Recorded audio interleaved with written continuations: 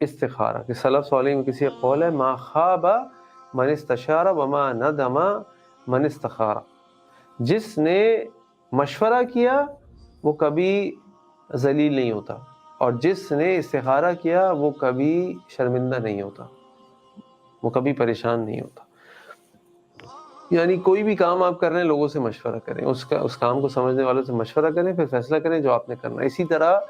کوئی بھی کام آپ کریں جو مباح کام ہو، اس کام کے اندر استخارہ ضرور کریں۔ اللہ کے نبی صلی اللہ علیہ وسلم کی حدیث آپ نے فرمایا، جابر رضی اللہ عنہ فرماتے ہیں کانا رسول اللہ صلی اللہ علیہ وسلم یعلمنا الاستخارہ کما یعلمنا سورۃ فی القرآن۔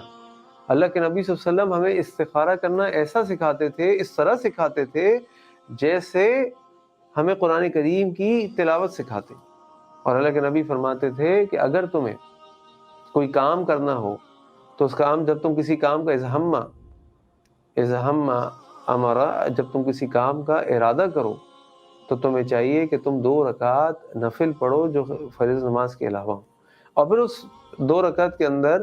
تم 2 رکعت پڑھنے کے بعد تم اللہ تعالیٰ سے دعا کرتے ہوئے دعا استخارہ پڑھو، جو آپ میں سے اکثر لوگوں کو انشاءاللہ امید ہے یاد ہوگی، نہیں یاد تو ضرور یاد کیجیے۔ اللہم انی استخیرک بعلمک واستقدرک بقدرتک، اور اس میں میرا ایک ڈیٹیل ویبینار بھی ہے جو میں نے کئی سال پہلے کیا تھا، میرے فیس بک پیج پر ہے، تو میں اپنی ٹیم سے کہتا ہوں ذرا لنک نکال کے شیئر بھی کر لیجیے گا۔ وہ بہت ہی امپورٹنٹ ہے استخارہ کے مسائل کو سمجھنا اور استخارہ کرنا۔ تو استخارہ کریں، ہر مباح کام کے اندر استخارہ کریں، اللہ تعالیٰ کو شامل حال کریں، اللہ تعالیٰ سے دعا کریں، اور پھر وہ فیصلہ کریں، تو انشاءاللہ آپ کے اس نواح فیصلوں کے اندر خیر و برکت ہوگی۔